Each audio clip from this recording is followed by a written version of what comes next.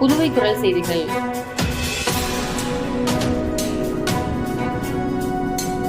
வில்லியனூர் அருகே தமிழக பகுதியான வாழப்பட்டாம்பாளையம் கிராமத்தில் எழுந்தருளிருக்கும் ஸ்ரீ பேட்டை வாழி மாரியம்மன் மற்றும் ஸ்ரீ கோகிலாம்பிகை சமேத ஸ்ரீ கல்யாண சுந்தரேஸ்வரர் ஆலயத்தில் நடைபெற்ற கும்பாபிஷேக விழாவில் திரளான பக்தர்கள் கலந்து கொண்டு சாமி தரிசனம் செய்தனர்.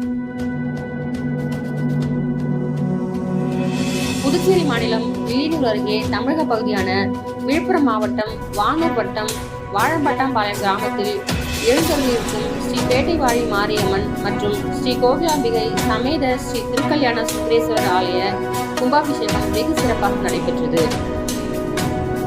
இதற்கு முன்னதாக கடந்த திங்கட்கிழமை அன்று ஸ்ரீ விக்னேஸ்வர பூஜையும் மகா கணபதி ஹோமமும் முதல் கால யாக பூஜை ஹோமமும் நடைபெற்றது.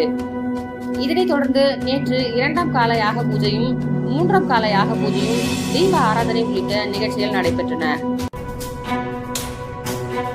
இதனைத் தொடர்ந்து காலை 4வது கால யாக பூஜையும் ரக்ஷா பந்தனமும் நாடி சந்தானமும் மகா பூர்ணாகுதி கலச புறப்பாடு உள்ளிட்ட நிகழ்ச்சிகள் நடைபெற்றன.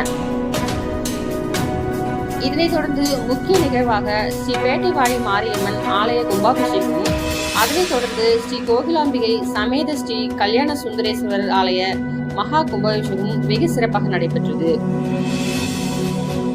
இதில் பக்தர்கள் திரளாக கலந்து கொண்டு கும்பாபிஷேக விழாவினை கண்டுகளித்து சுவாமி தரிசனம் செய்தனர். இந்நிகழ்ச்சிக்கான ஏற்பாட்டினை விழா குழுவினர் மற்றும் வாழப்பட்டாம்பாளையம் கிராமவாசிகள் வெகு சிறப்பான முறையில் செய்திருந்தனர்.